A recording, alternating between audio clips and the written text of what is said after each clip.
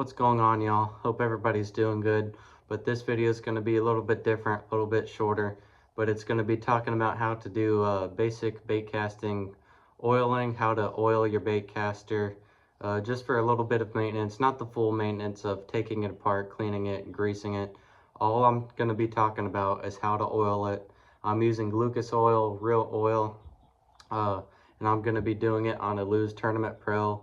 Just put a brand new spool in it because my last one broke, if y'all saw that video.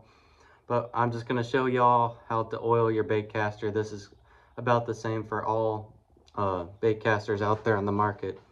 But to get started, first spot we're going to oil is your push button right there in that clutch. When you push that down, you'll see a little bit of groove. See if I can show y'all right there. What you're just going to take your oil and put a couple drops right there in the side. I like 1 or 2 drops, no more than that. You don't need to do too excessive, but once you put oil on that side, just click that up and down, get that oil in there, lube it up. Next spot we're going to do is right here, right above where you grip it so it can keep spinning. So you're just going to get your oil, put a drop in there, and go to the other side, and then you're going to spin that in there on both of them. That's going to get that oil in there, allow those to keep spinning if that's something you'd like. All right, moving on, there's 2 spots. We're going to come to the front. You got a couple things up here. You can, where that line guide sits, there's 2 little silver bars. Usually I put some on both just to be sure. You can only put some on one, but I'm gonna put some on both in this video here. Just put a couple drops right there where that line guide's going back and forth on that bar on the front of your reel, and then just reel it. You don't have to reel it fast to get that oil on there, just reel it kind of slow. And that you should feel it kind of loosen up, but we're not at the part where it's going to fully loosen up quite yet.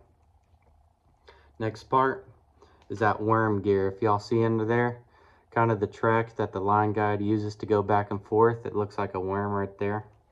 So you're just going to go in there. I like to put I put a drop, see if I can show y'all. Where's it at? Right there. I put a drop right here, and I'm going to come over here and put 1 more drop. So just those 2 drops should be plenty. Once you do that, same thing. Just reel it a little bit. You should see the oil on that worm gear starting to get spread out. It's going to feel a little bit looser. So just reel it a little bit slow to let that oil just go about. Next thing you're going to do, take this side cover. Mine's already loose. If you have a loose, it's this little silver thing here. You're going to pull it out and open it. For other reel makers, just figure out how to open it, and it's all going to be about the same in the internals. But I'm going to take the spool out, and then right here on the edge of the spool, you're going to see you have a long shaft and a short shaft. I'm going to put oil on both. I put a drop right there. I'm going to go like right there and put another, and maybe up here. So just those 3 drops, and on this one over here, since it's shorter, I'm just going to put 1. Then I'm going to, while it's still off, if y'all see in there, I might put 1 down in there, kind of loosen up those bearings, those gears. So just 1 drop's all that's needed in there to loosen it up. Then what I'm actually going to do is put the spool back in. And then over here on the braking system, I'm going to put a drop or 2 right there on those bearings right there, just to kind of keep them lubed, keep them going smooth. So after I put that oil right there, I'm just going to pop that cover back on. That's all I put in the internals. And then I'm going to reel it real slow again, get that oil around there, kind of lube it up a little bit more. You'll feel a difference. And one last thing I'm going to do for a quick oiling job on my bait casting reel is this braking system right here. All bait casters have it. Just unscrew that.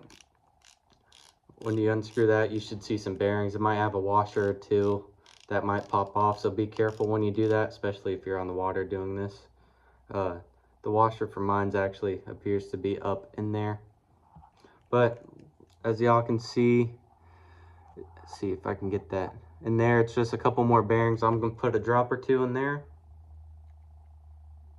see, there we go. Then I'm gonna take the knob and just screw it back on.